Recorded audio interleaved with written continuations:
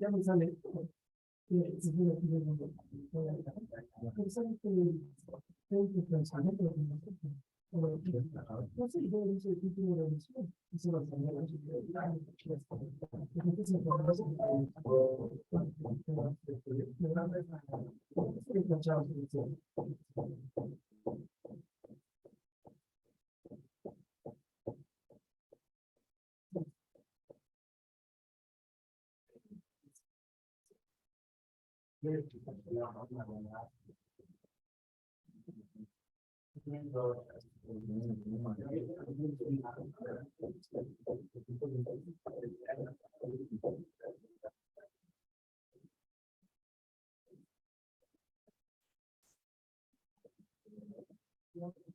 Para los manes sí que están así como ya.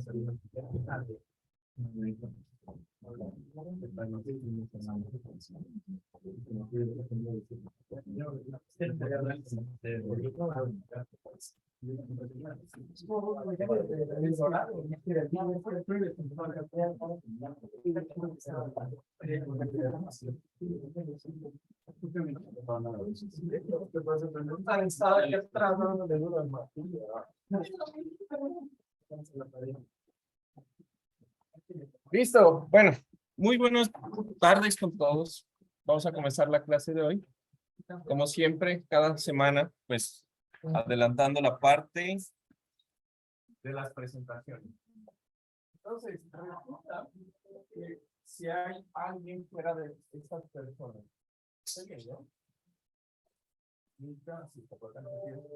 alguien fuera de estas personas que no haya salido y que no esté en la lista, levante la mano ahorita. No, pero que ya haya salido, pero que no está en la lista. O sea, todos están, ¿no? Entonces, desde la próxima clase ya voy a poner el nombre más de una vez de cada uno. Y ya va a haber probabilidades de que puedan salir sonidos, podría ser, o sea, ¿no? Entonces, esta era la primera ronda en donde pues, vamos a ver dónde estaban el curso, agregando, quitando puntos. ¿Listo? Entonces, vamos a arrancar con Cristian.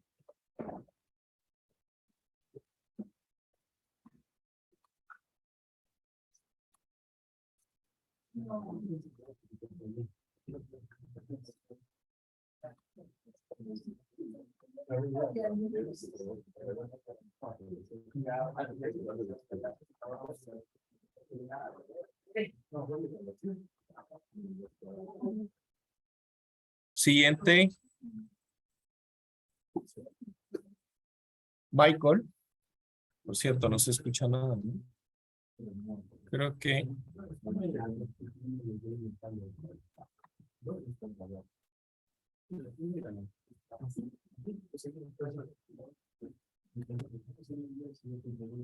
Michael.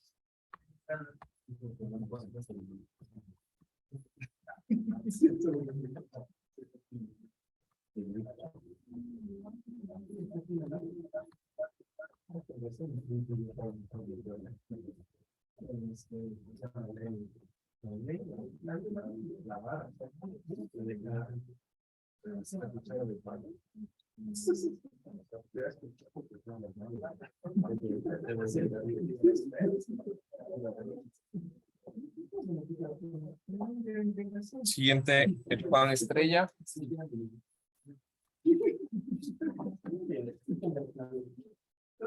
Y el último.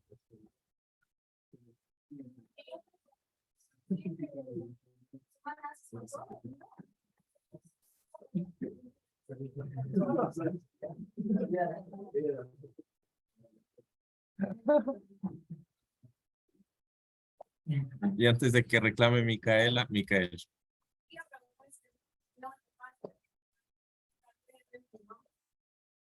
No, solamente van a estar en total el número de veces que van a estar la presentación. Está planeado la presentación. ¿Listo? Entonces, ahí les dejo presentar. Sería primero Cristian, si mal no recuerdo. Después Michael. De ahí tiene chance de llegar Juan, que no lo veo. Y si no está, pues cuando lo llamemos, Micael. ¿Listo? Sí, yo estoy compartiendo, pero no. Ah, perdóname. Lo que pasa es que debería estar acá. Uy.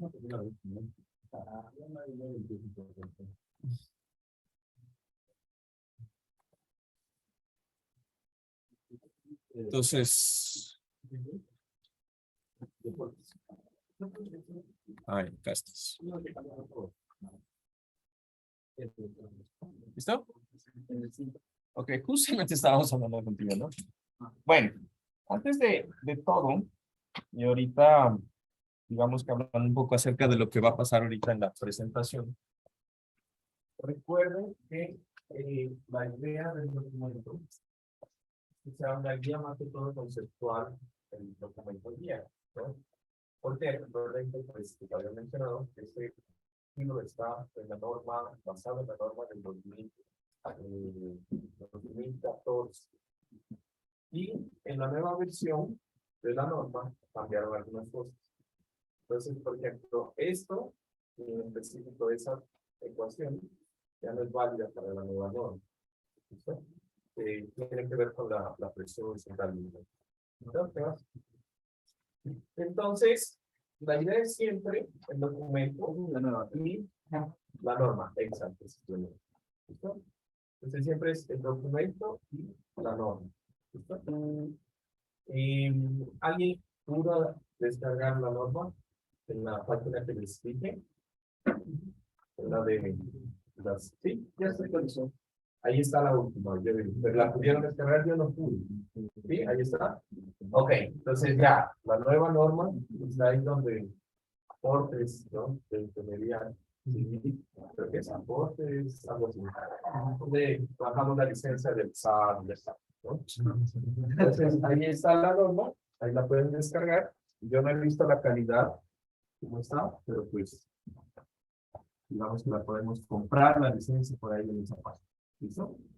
Y eso es parte del curso, o sea, necesitan tener la norma. El hecho de que no la hayan bajado no quiere decir pues, que no tengan que a ver, ¿no? ¿Sí? La que hay que presentar se basa en eso.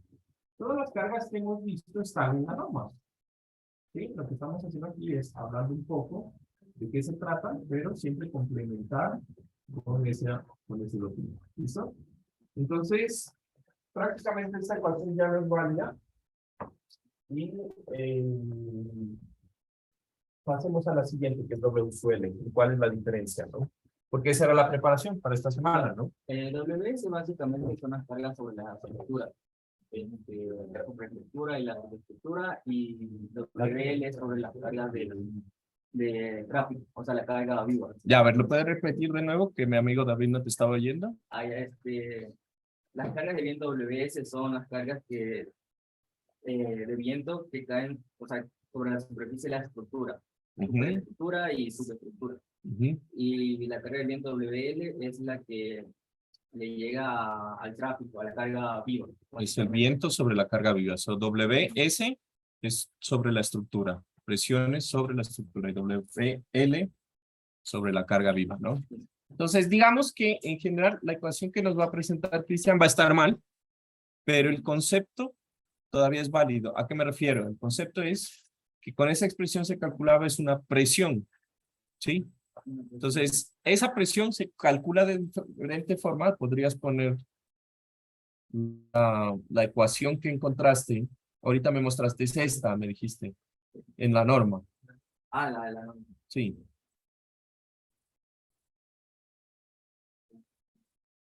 Es esa ecuación. Y esa ecuación tiene unos factores que, bueno, espero que la siguiente persona nos pueda explicar un poquito. Pero entonces, ¿qué entendiste de cómo se aplica esa presión? ¿Qué dice ahí? Porque la forma en cómo se aplica, pues, es lo mismo, ¿no? Lo que cambia es la forma de calcular la presión, De lo que había leído en otro documento era que dependía también de con las tablas, dependía de la dirección en la que venían. Ujú. Si no era común, se utilizaban los valores de la tabla.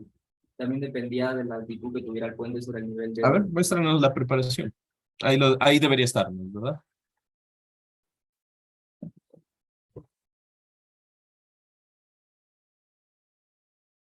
Por ejemplo, el término Z se refiere a la altura de la estructura sobre el nivel del... Ya, ese es el término de la velocidad, ¿no? Pero esa parte todavía es válido, porque la presión va a depender de la altura de la estructura, y eso todavía es válido en la nueva expresión. ¿A qué se refiere? Pues una estructura que está a 1 metro del nivel del suelo no va a tener el mismo viento que una estructura que tiene 10 o 15 metros, o 20 o 30, ¿no? Entonces la presión del viento entre más alto va pegando más fuerte, ¿no? ¿Qué más? También se tenían las velocidades Esa parte de la tabla es bastante interesante. ¿Para qué servían esos coeficientes? ¿O en función de qué se escogían esos coeficientes? del área, básicamente. Por ejemplo, dice terreno abierto con una velocidad 13.2, para área urbana 17.5 y para... Entonces depende del área del terreno, del entorno. Entonces, ¿dónde está el puente? No es lo mismo que yo coloque un puente aquí en medio de la ciudad, en donde hay el efecto de que el viento directamente no va a poder golpear la estructura, porque está cubierta de otros edificios. A que yo la ponga en la punta de un cañón o un puente que cruce un cañón, porque ahí pues todo el flujo de aire que viaja por el cañón pues va a ser un efecto más fuerte, ¿no? Entonces esos coeficientes ya no sirven, pero el concepto va a haber otra forma de cómo calcular ese mismo fenómeno. ¿Listo? Entonces ya tenemos dos. Una es que la presión del viento varía en función de la altura y la otra del entorno, ¿no? ¿Qué más encontraste? Y lo que también decía de que dependía de cuando está el viento a sotavento y Barlovento. Ya, ¿qué significa eso? Eso también es válido ahora, ¿no? ¿Mica?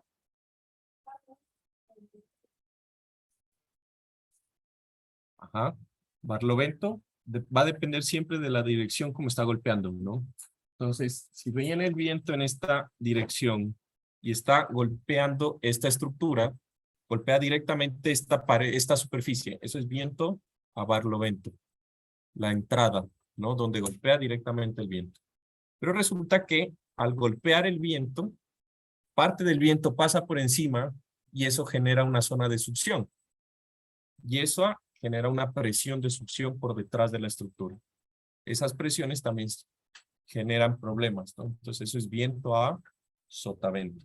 Entonces barlovento, la superficie a la que golpea directo, y sotavento, la parte de atrás de la estructura. Esto también es válido. Y ahí terminemos abajo. Debes tener las direcciones. A ver, déjame ver. No, más abajito. Eso. ¿Para qué servía esa tablita? Eso es cuando se considera que la carga de viento no está en dirección normal y entonces se utilizan estas coeficientes. Ya, ¿y cuando yo considero que la carga del viento no está normal? Doy una pista, es igual que cuando considero el sismo, que la carga del sismo no es perpendicular a la altitud del puente siempre, entonces el viento siempre golpea perpendicular, no, como eso es normal. Si no es normal, pues se la queda al lado. Ya, ¿y cuándo es normal entonces? Cuando tiene un ángulo de omnicidad respecto a la normal. O sea, que tengo una dirección como puesto de estudio de la vida. Ya, ¿qué opina el resto? O sea que si hay una condición especial, entonces yo tengo que considerar ángulos. ¿Qué será? ¿Será? O sea, yo puedo poner el viento para que el viento siempre pegue perpendicular al puente. No, igual que el sismo. Yo puedo decirle, ¿sabes qué? Si no pega siempre en X, pues pega siempre en Y. No. Cuando diseñamos las estructuras, hay ejes para facilitar la modelación, y que asumimos que el viento, el sismo vive en X y en Y, pero también asumimos combinaciones, ¿no? Igual en el viento. Entonces aquí, lo que nos da son presiones mínimas del viento que se deben utilizar cuando yo hago variaciones de cómo golpea el viento. Entonces, eso hay que hacerlo, ¿sí? Considerar efectos de que el viento pegue en ángulos distintos. ¿Listo? Bueno, listo. Gracias, Cristian. Pero no se olviden, ¿no? Siempre revisar la norma, ¿sí? Revisar qué hay de diferente. Y recuerden que cuando estábamos viendo el sílabo, les dije, las fuerzas del viento en este documento, no, ya no están actualizadas, ¿listo? Entonces revisen esa parte. Listo, gracias. Siguiente. ¿Quién era? Michael, creo que era. Vale. Entonces, tú encontraste lo del documento. Entonces, háblanos sobre WSUL. Entonces, WSUS igual que en el documento que le subí. ¿O qué encontraste del documento? Ujú. Tu preparación es la misma que hizo ahorita mi amigo Cristian. No, no de la norma, sino del documento. Ya, entonces, WSUL. Bueno, la WSUL es la carga que se coloca en la carga arriba de la tráfico.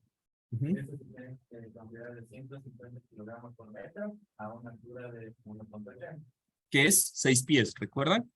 ¿Por qué a 1.80?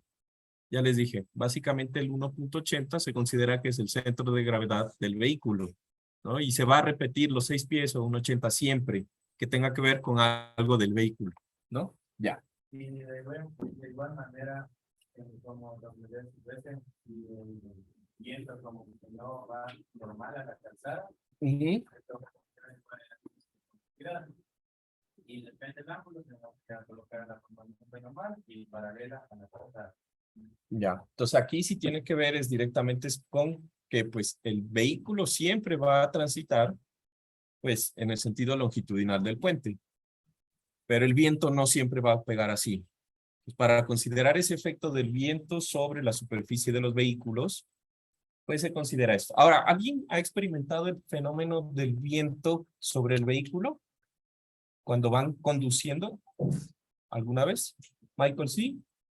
¿El resto no? ¿Nunca? ¿Nunca han sentido que el viento empuja? Empuja lateralmente, ¿no? Y empuja fuerte. Por ejemplo, ¿alguien de aquí maneja moto? ¿No? En la moto, dependiendo de la moto, golpea fuerte y empuja. Uno va acostado y llega el viento, me hace pegar unos sustos, ¿no? Porque claro, pues lo trata de acostar más. O uno quiere girar y el viento le impide el giro rápido. Entonces hay que también joder con eso, ¿no? Bueno, digo, manejar eso cuando uno va a manejar. Pero sí golpea. Otra parte, cuando hay, han pasado cerca una tractomula y ellos cuando pasan también generan un empuje fuerte, ¿no? Entonces, eso ocurre, ¿no? Eso es lo que estamos queriendo estimar en este tipo de cosas. Tenemos una superficie, pues esos vehículos grandes pues tienen una pared de al menos, ¿qué será eso? De alto unos 2 metros, ha de ser un tráiler, el contenedor. ¿Cuánto tendrá de alto un contenedor? Sí debe ser más o menos como esta altura, ¿no? Sí. Al menos debe ser, aquí debe haber unos 2,30 m al menos, pero digamos que son 2 metros, ¿no? Entonces, eso, golpeando directamente, pues sí golpea, ¿no? Sí afecta. ¿Listo? ¿Ok? Entonces, no se olviden, el valor es fijo y se coloca hacia abajo, horizontal. Es una fuerza horizontal. Recuerden que el viento siempre va a ser fuerzas perpendiculares a la superficie. ¿A qué me refiero? Pues que viene esta es la superficie de la pared. Si golpea el viento con un ángulo, pues voy a tener dos componentes, ¿no? Una perpendicular al plano y una normal a la longitud. Pero siempre ese va a ser el efecto del viento. ¿Listo? Ok, gracias. De ahí, ¿quién seguía? Creo que era Juan. Justo llegaste. Te toca presentar, Juan. ¿No hiciste la preparación? Ok. Mica.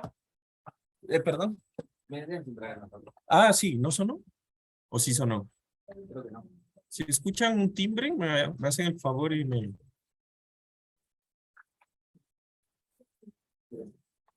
A ver, creo que es... Voy a poner en speakers. Mejor. Ok.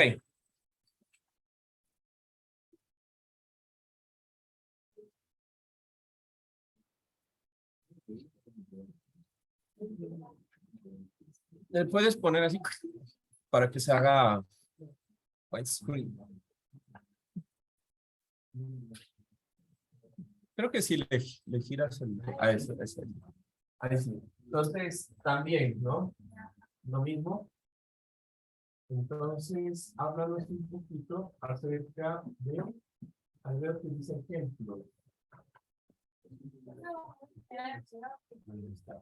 Dale, ¿qué encontraste de ejemplos? Entonces, O sea, casi todas las propiedades podríamos decir, porque es la carga que se produce en viento en la superficie del cuerpo. Puede ser una de esas barreras de sonido.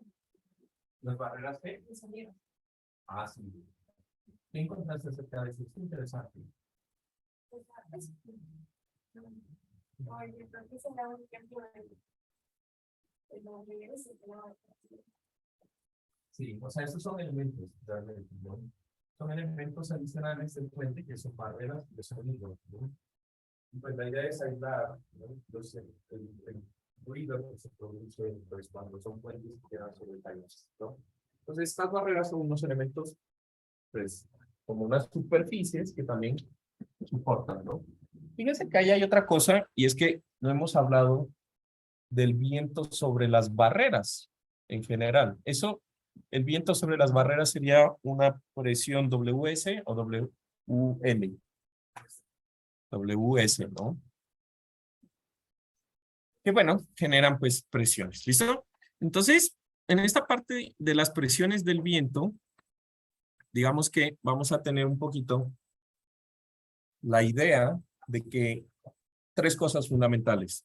Hay viento sobre la estructura y hay viento sobre la carga viva vehicular.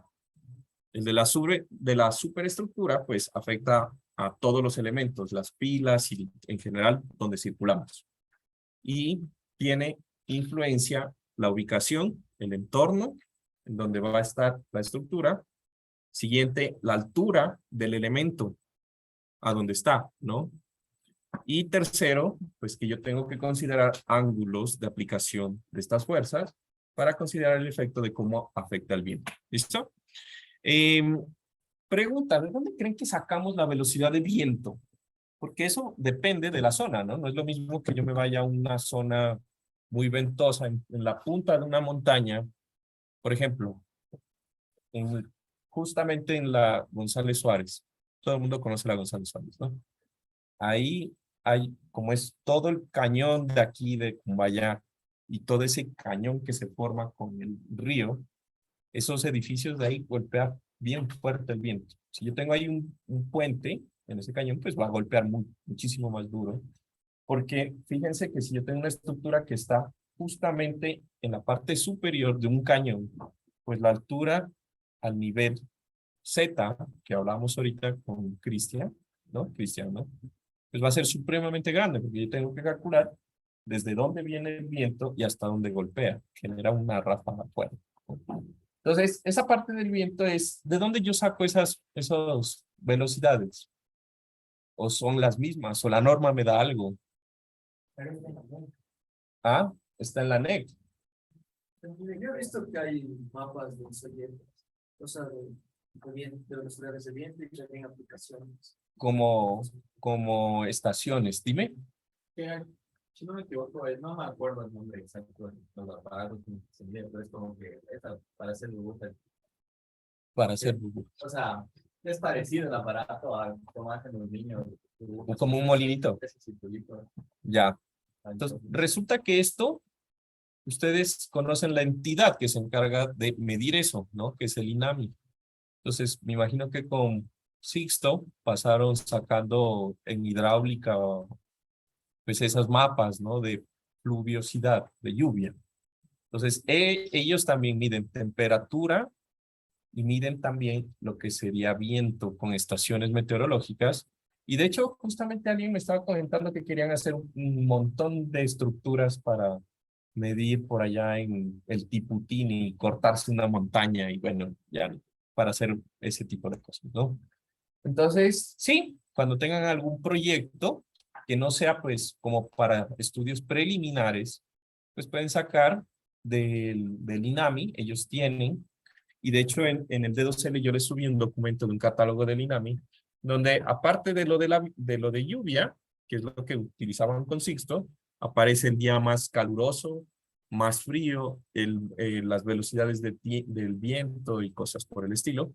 Entonces, ahí pueden sacar información aquí en Ecuador. Cada país pues tiene un sistema que monitorea eso y pues se va a llamar distinto, pero pues siempre hay alguna entidad gubernamental que hace ese tipo de trabajo. ¿Listo? Ok, entonces vamos a pasar directamente ya ahorita a la clase.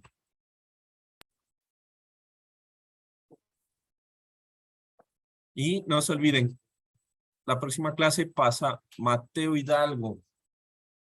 Mateo, y de ahí unos 4 compañeros más. Ah, no, a ver, 3 compañeros más.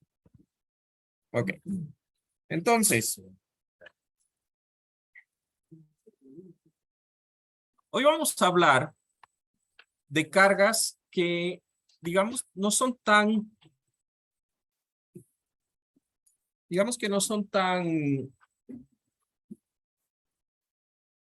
tan críticas para el diseño del puente, pero sin embargo, son importantes analizarlas para que el diseño del puente quede adecuadamente realizado. ¿Listo? Entonces, vamos a hablar un poquito acerca de este tipo de cargas que son específicamente las cargas de las veredas, las barandas, la parte de los sardineles o bordillos que le llaman también, y algo que son fuerzas de colisión. ¿Listo? Entonces, ahí se ve, no. Ah, no, tengo que compartir la pantalla. Dame un segundo.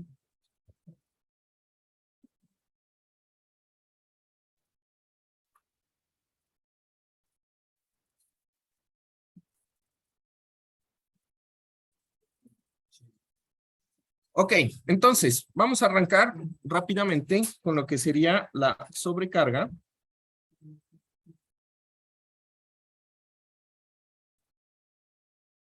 En veredas, o lo que pues nosotros también vamos a llamar como andenes, ¿no? Entonces, ustedes dirán, bueno, la carga del andén, pues debe ser una carga secundaria. Es una carga, específicamente una carga muerta. ¿Estamos de acuerdo? Es un componente, no es un componente estructural, pero es un componente que no se puede mover o no se mueve. ¿Listo? Entonces, aquí lo importante que vamos a decir es que esta carga se considera aplicada simultáneamente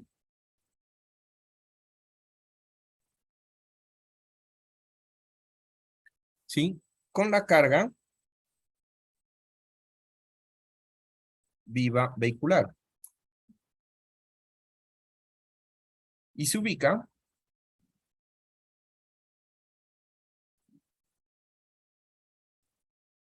siempre que existan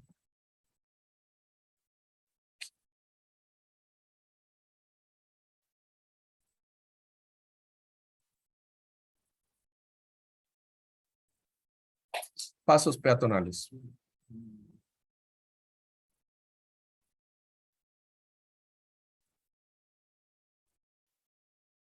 ¿Listo? Entonces, ¿qué es lo importante de estas cargas? ¿No? El valor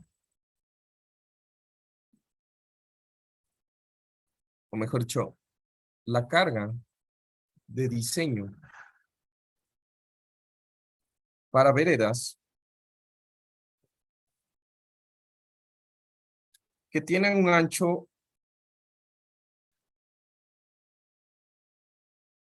mayor a 60 centímetros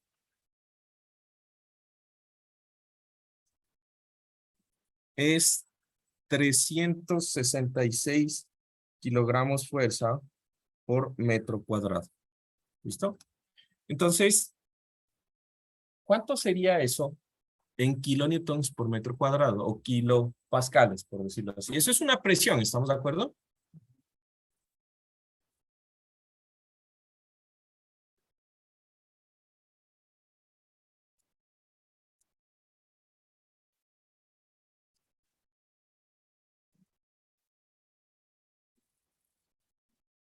Esto es igual a 3.59 kilopascales. Entonces, ese valor, lo que nosotros vamos a colocarlos, o bueno, y aquí podríamos decir también que es igual a 0.075 KSF. ¿Qué era KSF? Kip sobre pie. Ajá, o sea, pie sobre pie cuadrado. ¿Listo? Es kip sobre pie cuadrado. Ahora, ¿a qué me refiero con esto? Pues estas cargas se va a aplicar en el ancho que está definido para lo que serían los peatones, ¿no? Para el tráfico de los peatones. ¿Listo? No se coloca, porque estoy tratando de simular esa carga de los peatones en la superestructura. Ahora, ¿qué quiero que se den cuenta con esto? Esto tiene unas reglas de aplicación.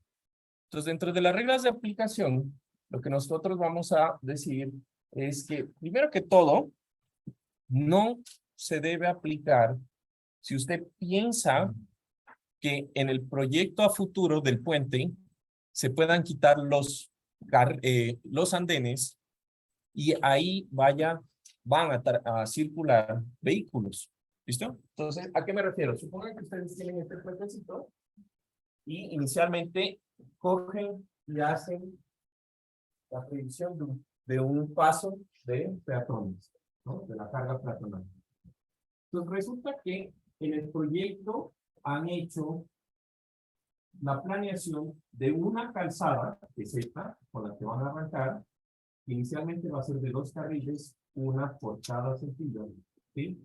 Pero en el futuro, de aquí, no sé, de tantos años, se planea que al lado del puente se coloque otro puente adicional por la expansión de las vías, en la cual van a haber nuevamente puentes, carriles exclusivos. ¿Listo? Entonces, en este caso, generalmente lo que sucede es que este paso peatonal se elimina y lo que se vuelve es un nuevo carril. ¿Sí? Y queda el antiguo puente con 3 carriles de un sentido y el nuevo puente se hace con lo que serían, pues, los requisitos de ampliación del sistema de puentes en ese punto. ¿Listo? Entonces, en ese ejemplo, fíjense que en el futuro yo ya sé de antemano que esta estructura se va a quitar y en todo este ancho van a circular vehículos.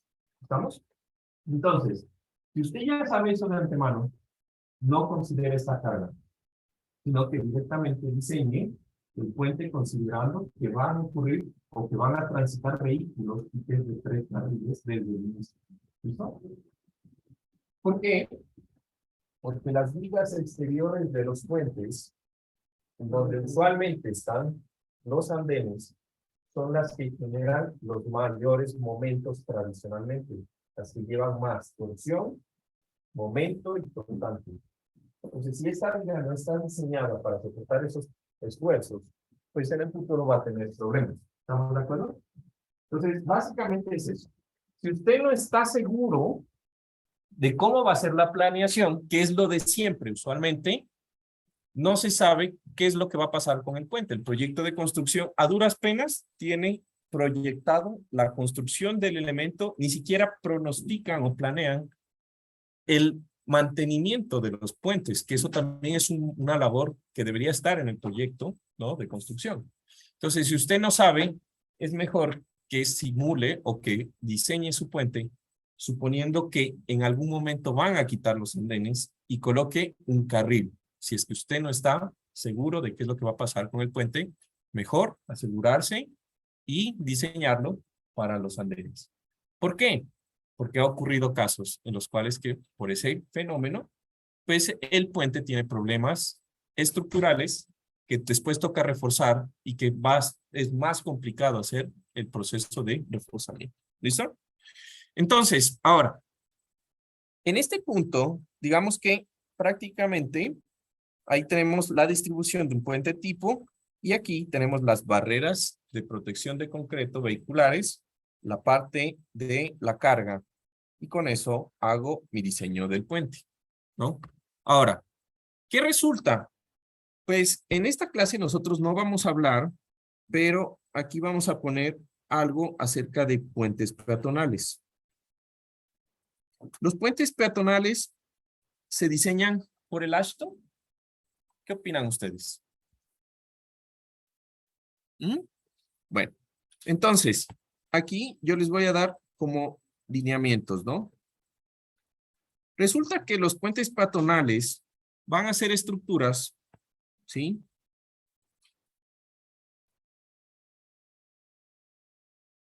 cuyo diseño debe considerar el paso de peatones. Obvio, ¿no? Pero también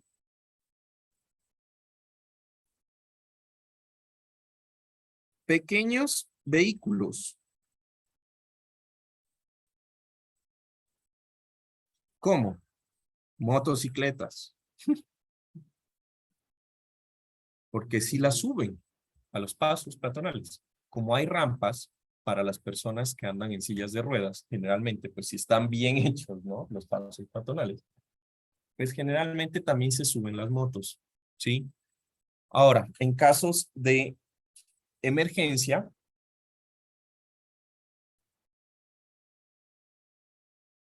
el paso de pequeños vehículos, de pequeños autos de auxilio, entre otras consideraciones.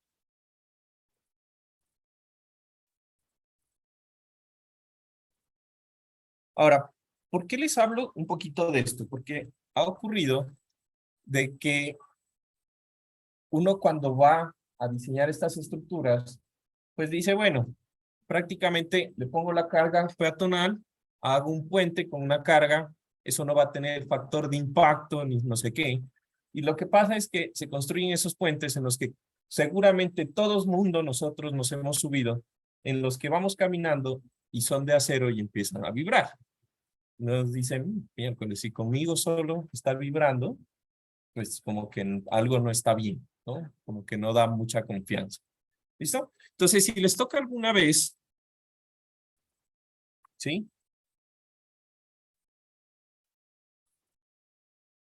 diseñar estos vehículos, entonces el AASHTO sí tiene un documento específico, ¿sí? Y no cuesta mucho. Peor, si está por ahí. No, este no cuesta mucho. La norma de AASHTO sí cuesta full, cuesta como $1,000, $800 si es educación. Este documento cuesta como $40, o sea, es una cosa así. Y aquí ustedes van a encontrar, bueno, esta es la revisión del 2015. Ustedes van a encontrar todos los lineamientos, así como vamos a ver para puentes, pues para puentes peatonales, ¿no? Inclusive, aquí están los lineamientos, si de pronto va a transitar animales sobre el puente peatonal, que puede ocurrir. Pequeños caballos, por ejemplo, la policía pasa en caballos controlando, por decirlo, sí. Entonces también están esos tipos de lineamientos en ese documento. ¿Listo? Ok. ¿Preguntas de esta parte? ¿No? ¿Todo bien? Perfecto. ¿Listo? Ahora, ¿qué es lo que pasa cuando yo no diseño bien este tipo de estructuras? Entonces pasan cosas como estas.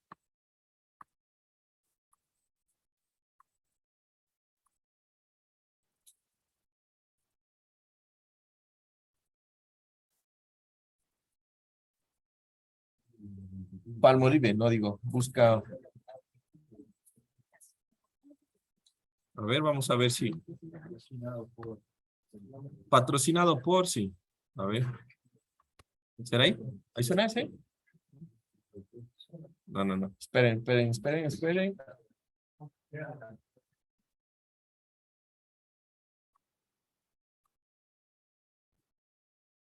A ver.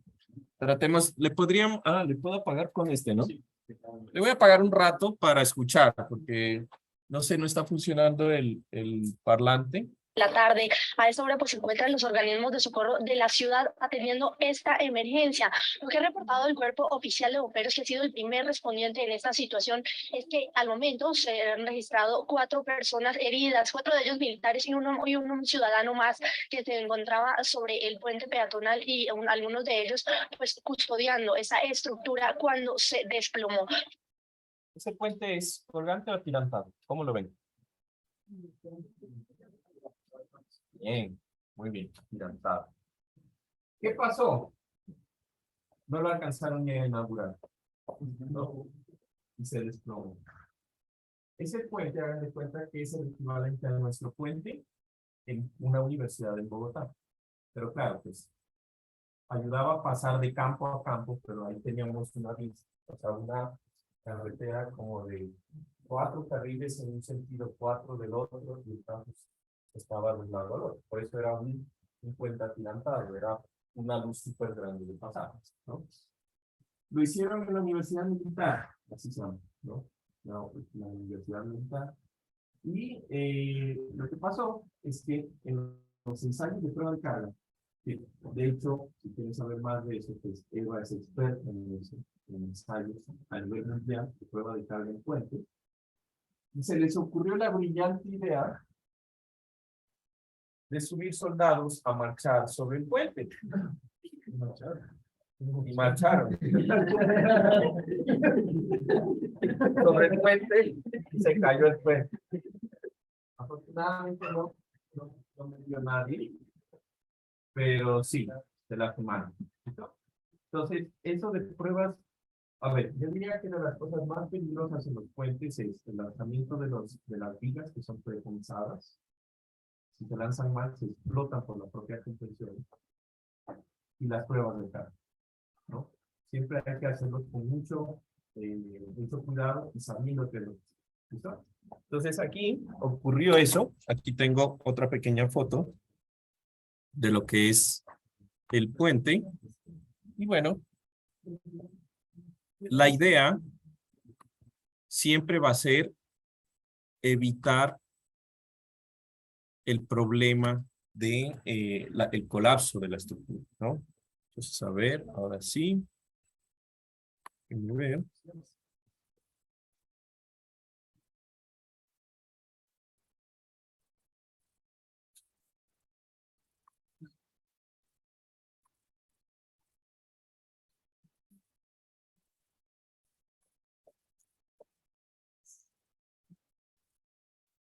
Escenas.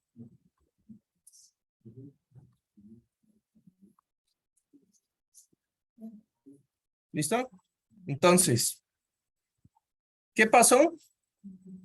Literal, el puente, ven, era una pila que no estaba, la pila está así desde el inicio, o sea, la pila fue construida así, para que solo tenga una sola pila que por contrapeso, el peso de la propia pila ayudaba a estabilizar los cables. Ese era el diseño. Entonces, por la marcha de estos soldados, el cable que soportaba la estructura se dio. Y tiró la pila y bueno, todo ya es historia. Es lo que sucede. ¿Listo? Entonces, esa parte es lo que nosotros queremos evitar siempre cuando tenemos este tipo de estructuras y más si son puentes vehiculares, ¿no? Porque la prueba de carga se hace con vehículos o con pesos realmente. Ok, ¿preguntas de esta parte? Dime. ¿O sea, esto es culpa por, o sea, la implementación de cargas en el diseño? ¿Están mal implementadas las cargas?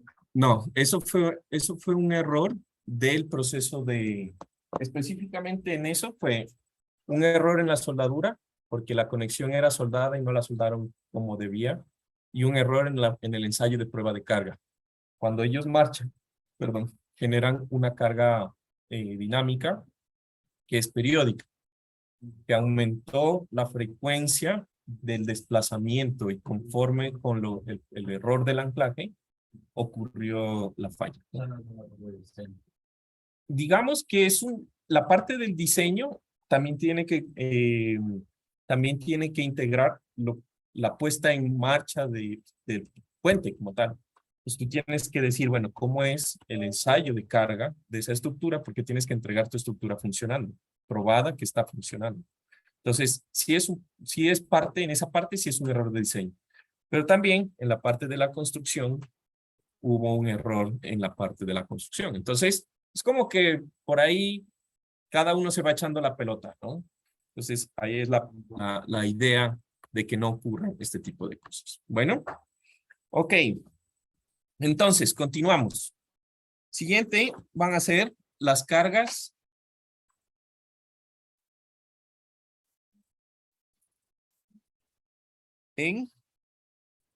y aquí yo le voy a colocar sardinel considerando lo siguiente. ¿Saben qué es el sardinel? Ok. O el bordillo. ¿Saben qué es el bordillo? ¿Sí? Entonces resulta que el bordillo es ese elemento de hormigón que confina a la vereda. ¿Sí? Que es este que está aquí en esta foto.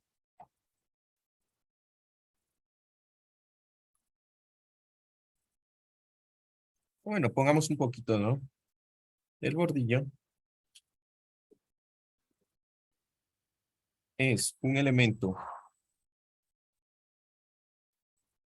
Generalmente son prefabricados. Esas vainas se compran por metro lineal. ¿Sí? Son prefabricados de hormigón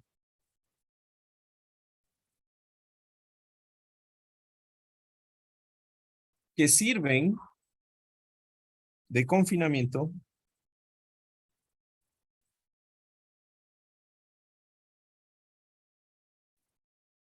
para los andenes. Entonces, los andenes son construidos en sitio. Generalmente se construyen en sitio. Sin embargo, pues yo coloco primero los bordillos, que son estos elementos, en los cuales, una vez que ya tengo el bordillo, apisono el material de la vereda y construyo encima la losita de la vereda, pues del andén. ¿Listo? Entonces, estos se diseñan para puentes. ¿Por qué? Porque recuerden que cuando yo tengo vehículos o puentes en donde la velocidad de circulación es menor a 70 kilómetros por hora, entonces yo no necesito proteger al peatón con una barrera peatonal, una baranda peatonal. ¿Listo? Entonces, ¿qué va a pasar? Pues que va a existir ese elemento de bordillo que lo que va a intentar hacer es generarle el veredazo, ¿no? Cuando se golpea la llanta contra este elemento para que pues el vehículo vuelva a su carril en general. ¿Listo? Entonces, ¿cómo se diseña este elemento? Literal, se le aplica o se diseñan para el anclaje. Estos vienen prefabricados, pero yo tengo que anclarlos a la losa. ¿Sí? Entonces, ¿cómo los anclo? Pues necesito unos elementos de acero que van a estar incrustados en la losa. Y esos elementos de acero los voy a diseñar para que puedan soportar una carga lineal de 750 kilogramos fuerza por metro. ¿Listo? Entonces, 750 kilogramos fuerza por metro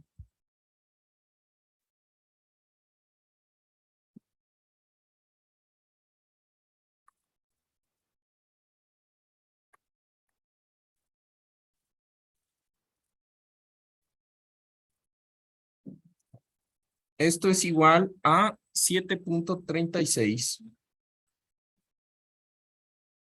kilonewtons por metro lineal. Eso es el elemento. ¿Listo? Ahora, ¿cómo lo voy a aplicar? Entonces resulta que ahí no se ve exactamente. Pero lo que yo tengo es una sección transversal.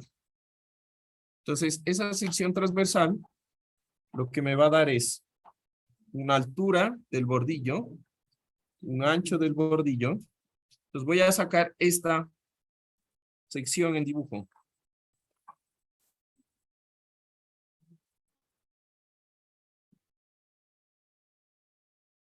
Y esto va a tener como una formita, algo así. Uy.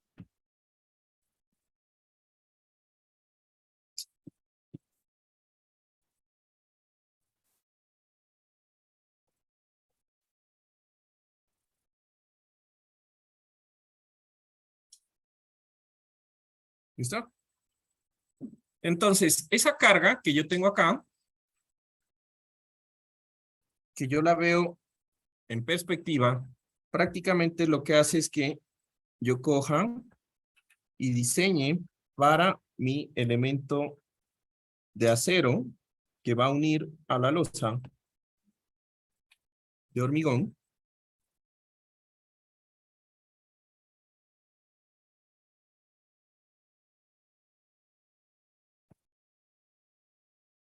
Entonces yo tengo aquí mi losa.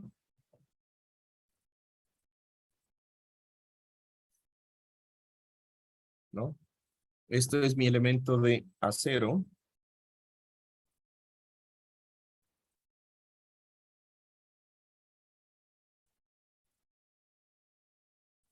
Y en la cual, pues esa carga se va a aplicar como un vector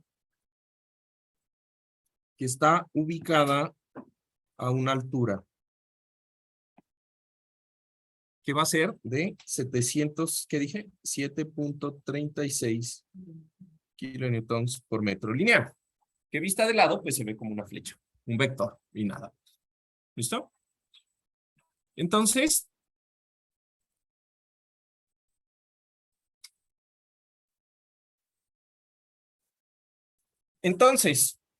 esta distancia a la que yo voy a aplicar la carga, pues va a ser la parte superior del bordillo, ¿sí? Pero puede ser que de alguna forma el bordillo pueda ser más grande que 25 centímetros, ¿sí? Entonces, si yo tengo un bordillo en donde la altura del bordillo es mayor a 25 centímetros, medido desde la parte superior de la calzada, ¿sí? Entonces, yo voy a tener lo siguiente. Supongamos que el bordillo tiene una altura, este sería mi dibujo A.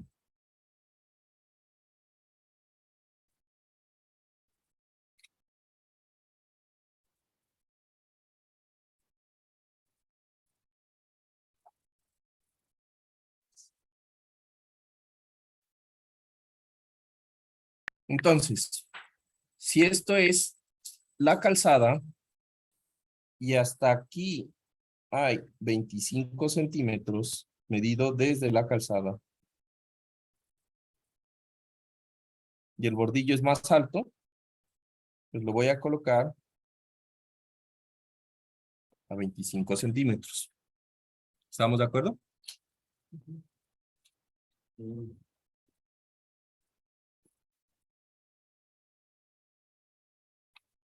Y este sería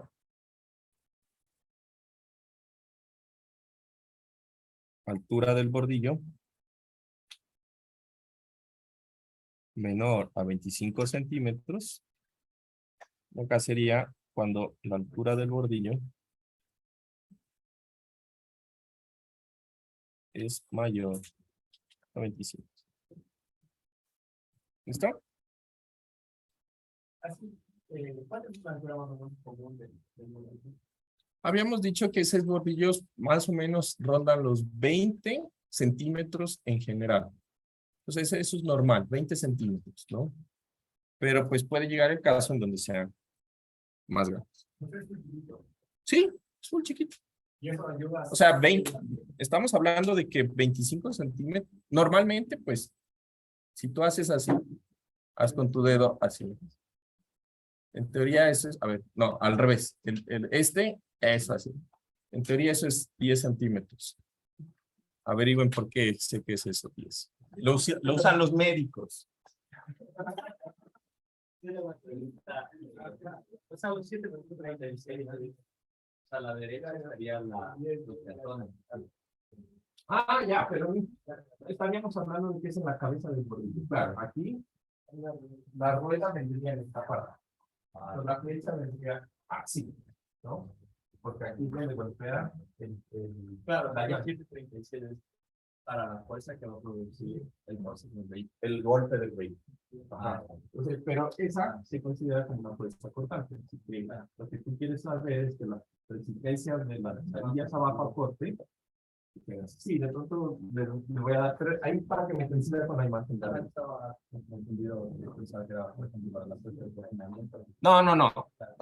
No, porque eso se coloca primero el bordillo y el hormigón, cuando se cola, ya está el espacio. Él se hace más pequeño, no produce empuje. Se hace más pequeño por el fraguado. ¿Listo? Entonces, no es que produzca el empuje del fraguado. ¿Listo? Ok. Listo, entonces, aquí vamos a complementar como que este sería el nivel de rodadura.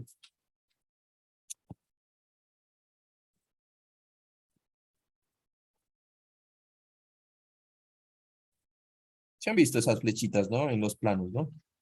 Ponen como un triangulito y le ponen la cota, ¿no?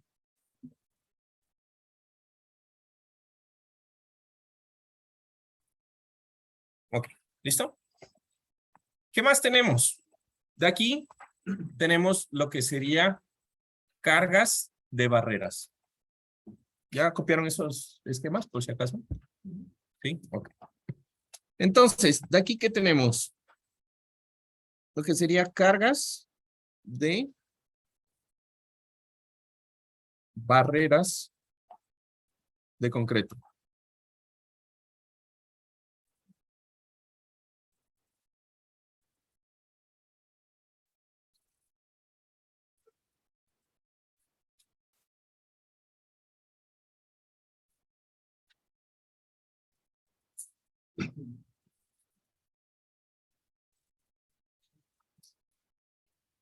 Ok, entonces, en esta parte, digamos que solamente vamos a mencionar las consideraciones básicas, ¿sí? Porque como se dieron cuenta al final del curso, tenemos un apartado que dice barandas vehiculares, ¿listo? Pero sin embargo, pues sí es importante que nosotros tengamos una idea. Todo lo que vamos a hablar aquí, lo vamos a recapitular en la parte final del curso cuando lleguemos a la parte de las barandas, ¿listo? Entonces, primero que todo, las barreras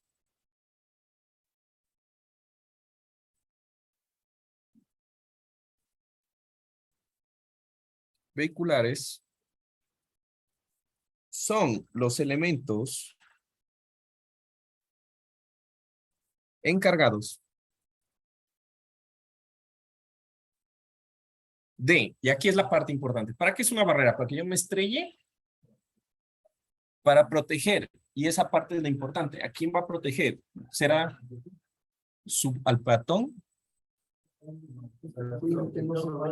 A los vehículos, ¿no? Tiene que ver con los vehículos, por eso son las vehiculares. Entonces, realmente las barreras vehiculares, ¿sí? Van a ser los encargados de, primero, encaminar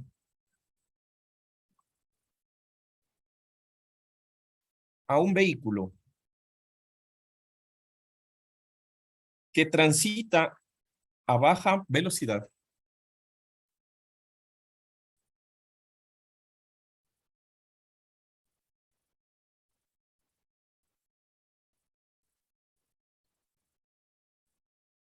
nuevamente al carril. de forma segura.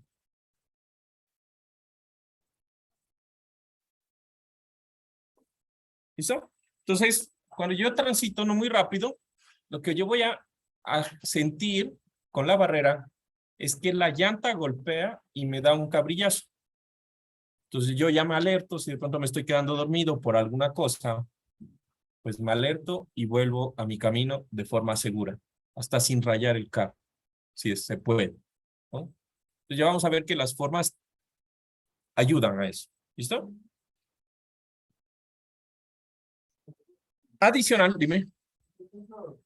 Sé que hay un toque y un carro se va por el, o sea, por un lado del puente y se va como un barranco. ¿Cómo haces ese puente? ¿Cómo es como influyó ese elevado para el Si hay un choque y el vehículo pasa, si se pasa la barrera, es que la barrera está mal diseñada.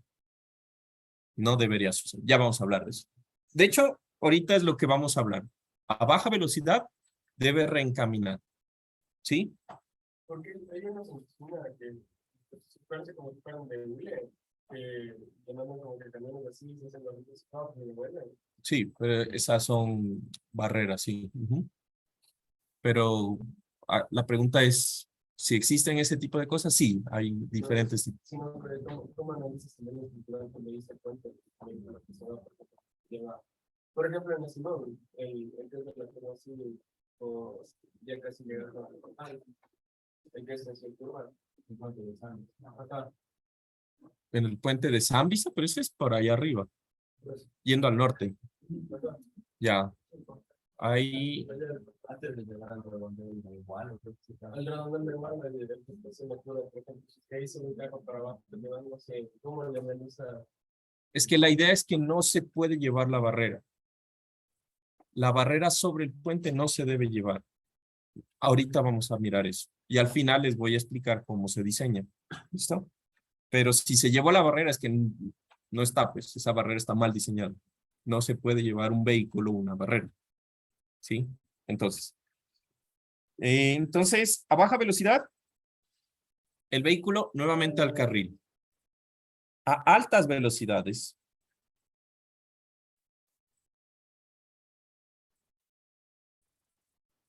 deben ser capaz de detener el vehículo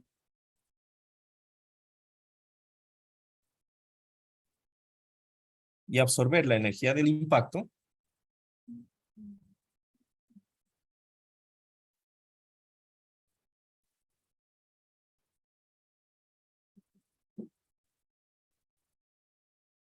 por medio de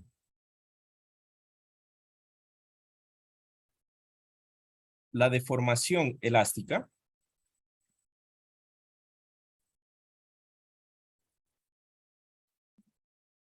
de la barrera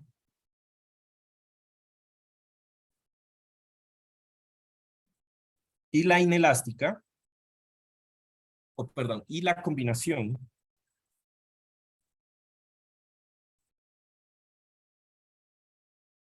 de la deformación inelástica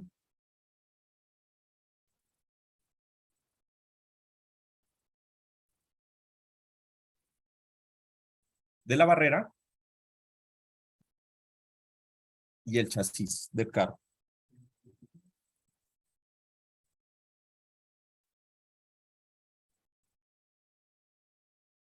Entonces, si se rompe la barrera, está mal diseñado y es su culpa. ¿Listo? No debe ocurrir. No se debe salir un vehículo. ¿Listo?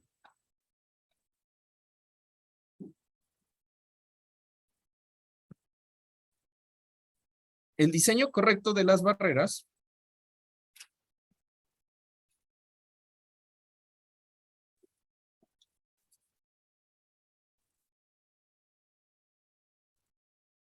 aporta un momento adicional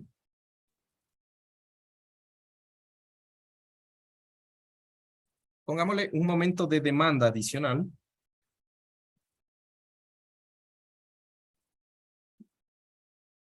al voladizo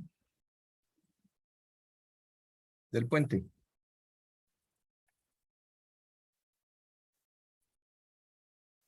¿Listo? Entonces, básicamente, cuando yo golpeo la barrera, lo que vaya a transmitir es un momento grande en el voladizo que tiene que soportar el voladizo del puente. ¿Listo? Ahora, para su diseño,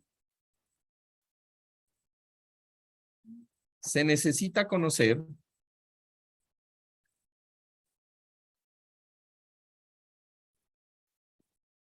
el vehículo, perdón, la energía del vehículo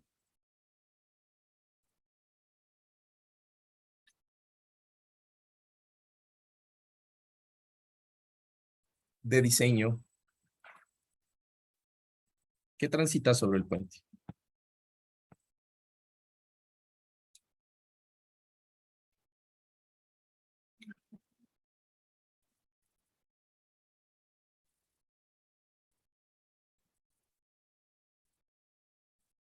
¿Listo? Entonces, ¿a qué me refiero con esto?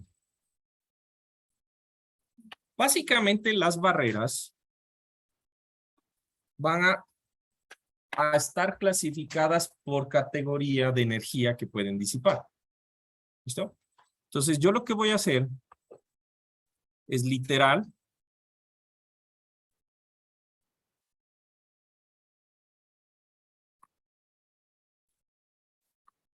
coger y decir, sobre mi puente van a pasar, es un puente de tercer nivel y no van a pasar camiones, o perdón, no van a pasar vehículos pesados, de carga pesada, solamente vehículos particulares. Entonces eso tiene una clasificación, ¿no? O sobre mi puente van a estar transitando vehículos como tanques, tanqueros, cosas así, vehículos muy pesados. Y eso va a tener otra clasificación. Entonces, en función del vehículo que esté transitando en mi puente, yo lo que voy a hacer es que voy a clasificar mis barreras. ¿Listo? Y la energía, eso ya está establecido, ya se sabe todo. ¿Listo?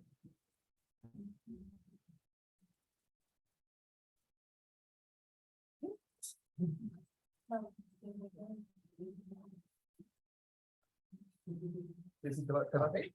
Ah, ya sigue nomás. Ok. Entonces, ¿cuáles son las clasificaciones? TL1 hasta la TL6. Entonces, una barrera en un puente puede ser o TL1 o TL2 clasificada como esas 6 categorías. La TL1 va a ser una barrera que se utiliza para velocidades de tránsito bajas. Y pues con puentes de bajo volumen de tránsito. Un puentecito por allá metido en la montaña. Pequeño. ¿Listo?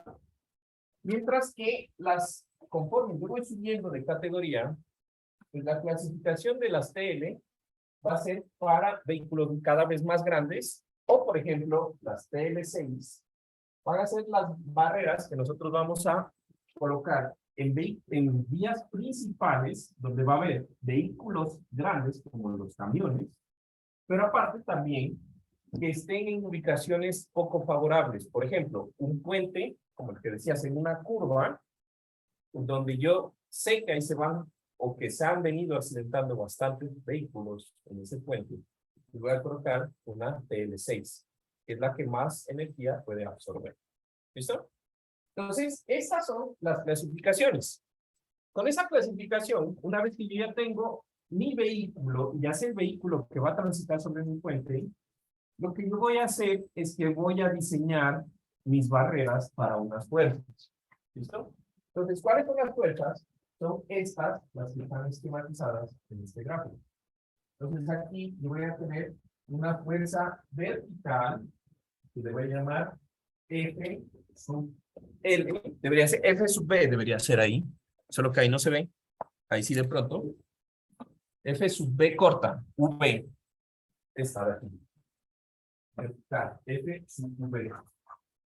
También tengo F sub L, que es una fuerza distribuida a lo largo de la barrera. Y una fuerza, esa es T, F sub T. 3 fuerzas, todas cargas distribuidas. ¿Se dan cuenta? Y con esas fuerzas van a tener unas longitudes. Entonces, las longitudes va a ser la longitud L sub B para la fuerza F sub B, y así L sub T para la fuerza F sub L, así de F sub T, y van a estar a una altura H sub B. Adivinen qué es este H sub B. Es la altura del centro de gravedad del vehículo que choca contra la barra. ¿Listo? Sí. Y no tiene nada que ver la velocidad. Lo que pasa es que este es un diseño por capacidad. Entonces, si tú te diseñas, ¿sí? Para una cierta cantidad de energía, la energía está en función de la masa y la velocidad, por la cantidad de movimiento. Masa por velocidad es cantidad de movimiento. Entonces, lo que están capaces, o lo que estamos tratando de ahí de diseñar es para una cantidad de movimiento de diseño. ¿Listo? Ok, entonces resulta que aunque se ve bonito y nos encantan las cargas, y aquí en esta tabla podemos sacar las cargas, de hecho aquí aparece toda, ¿no? La información para cada una de las categorías. Las barreras son de las cosas que nosotros no vamos a diseñar, porque se las puede comprar por catálogo. Entonces usted dice, yo necesito una barrera TL3 o TL4, entonces va al ASTO y dice, bueno, del ASTO hay estas formas de barreras. ¿Por qué no digo de que no vamos a diseñar la barrera?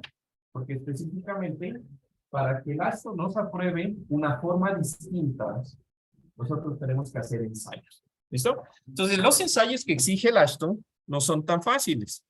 Resulta que los ensayos se pueden hacer de dos formas. ¿Listo? Unos van a ser ensayos en modelos totalmente computarizados de nuestras barreras, en los cuales vamos a hablar un poco cuando veamos específicamente el diseño de las barreras. Pero también nosotros podemos utilizar ensayos reales. Y cuando hablamos de ensayos reales, pues resulta que en los ensayos reales tenemos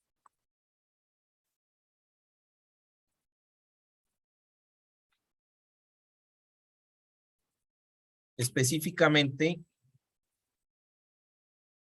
que construir las barreras y golpear vehículos contra ellos. ¿Listo? Entonces, por ejemplo, esta es la barrera tipo 80. Recuerden que las que dijimos que iban a ser típicas para nuestro curso eran la tipo 25, tipo 27, ¿no? Esta es la barrera tipo 80 que tienes aquí. Esta ya está normada por el ASTO. ¿A qué me refiero? El ASTO nos da todo el detallamiento de cómo construirlas. Lo único que tenemos que hacer es seguir los planos y hacerlas en nuestro cuento. Y esta barrera está categorizada como una TL4, ¿no? Que básicamente, pues para casos normales, lo que nosotros colocaríamos entre una TL4 y una TL5 para nuestros puentes normales. Entonces, ¿qué hacen ellos? Estas barreras que están aprobadas por el ASTO, están aprobadas porque directamente empezaron a golpear vehículos contra la barrera. Por ejemplo, un vehículo pequeño, en donde con sensores midieron la longitud de arrastre del vehículo y, más que todo, las fuerzas que se produjeron en la estructura cuando chocó este vehículo, ¿no? Un vehículo más grande, el daño. Fíjense que al vehículo chiquito la barrera ni se mosquea, ¿no? Entonces, siguiente, un vehículo más grande, una camioneta más pesada. Ya vemos que tiene mayor longitud, de pronto mayor arrastre, pero tampoco, todavía está bien. La barrera no se ha dañado, ¿no? Ya va otro más grande. Ahí sí, ya ha sufrido un daño en la barrera, pero pues ya estamos hablando de él. ¿Listo? Entonces, en este punto, las barreras que nosotros podemos conseguir del ASTO ya están normadas, ya tienen un permiso. Y esas son las que están prefabricadas. No es que están prefabricadas, están preestablecidas. ¿A qué me refiero? Los planos ya están. Tú las puedes construir siguiendo los planos. Ya. sigues las especificaciones del hormigón y sigues las especificaciones del acero y las construyes. Pero ya están aprobadas por el ASHTO y punto. Tú solo las haces. ¿Listo? ¿Los bordillos? Ah, sí, los bordillos son prefabricados. Son elementos, no son estructurales. O sea, no, se rompe el bordillo. Ya. ¿Listo? Son chiquitos. ¿Listo? Ahora, también se pueden hacer ensayos numéricos. Esas partes son más interesantes. Eso lo vamos a ver un poquito más adelante cuando veamos la parte de barreras. Listo. Dime.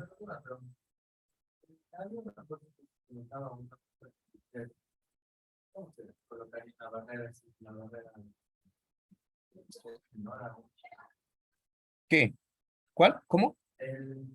La fuerza, por ejemplo, es la F sub P.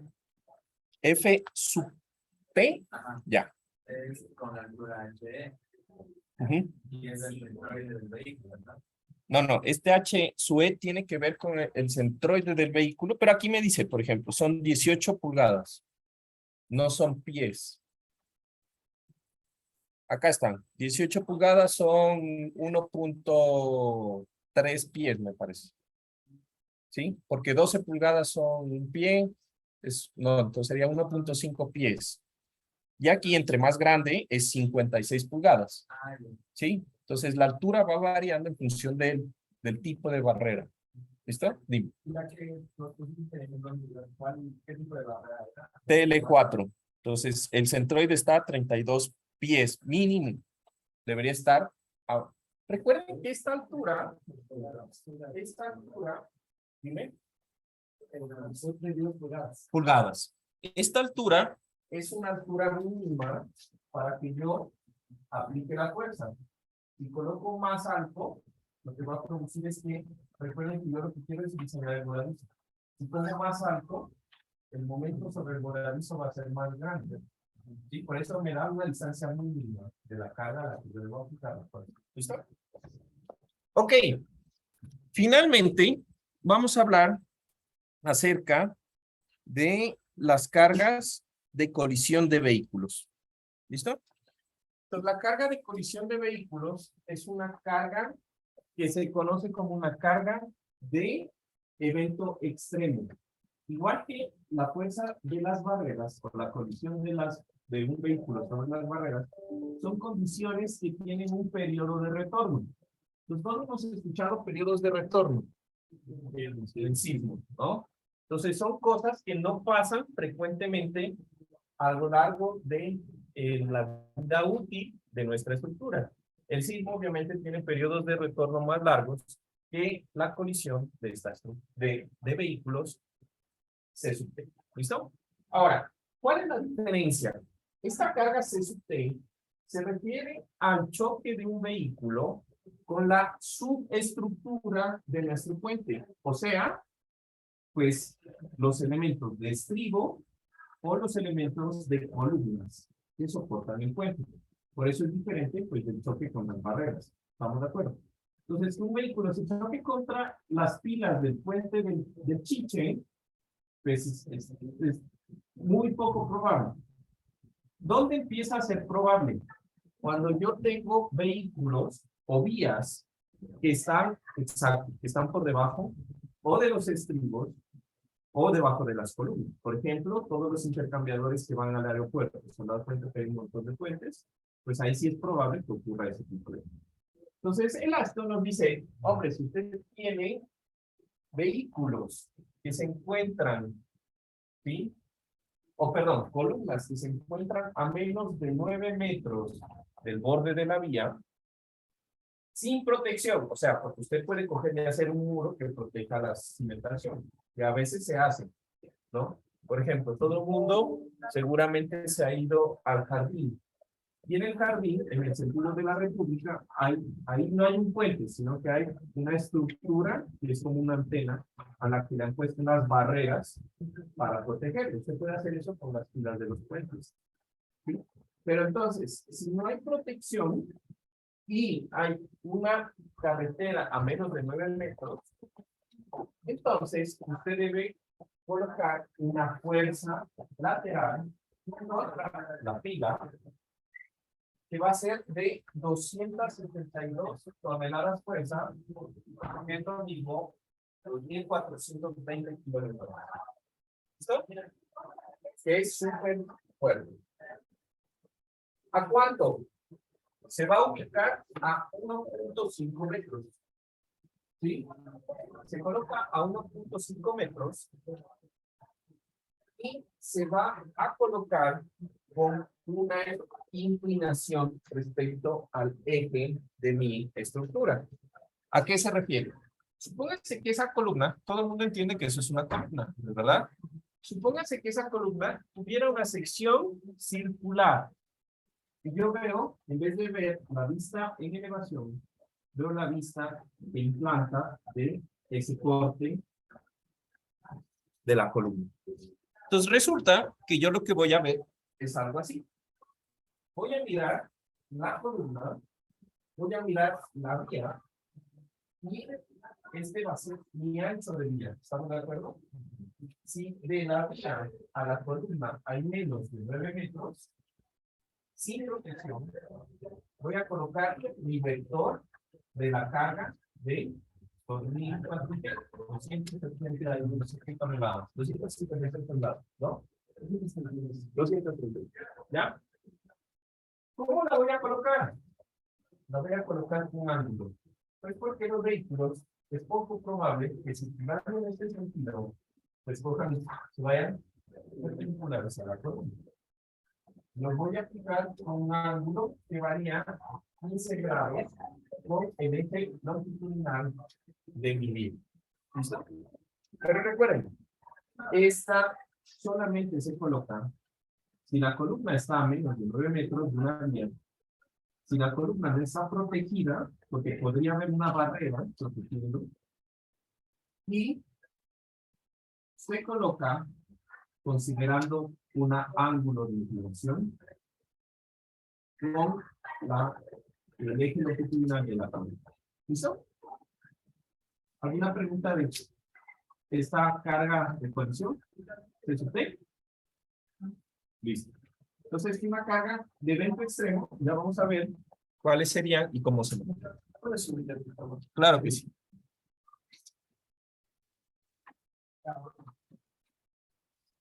Listo, chicos, entonces nos vemos la próxima clase.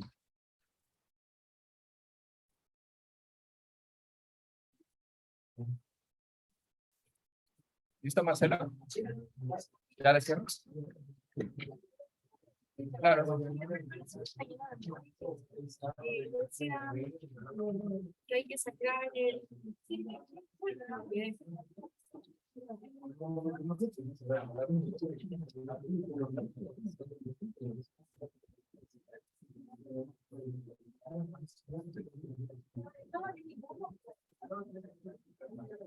¿Ya llenaste el álbum?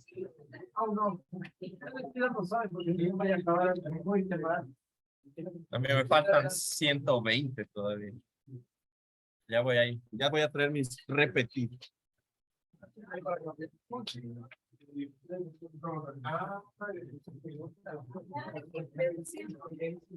Que tenga la cara que presente la etiqueta de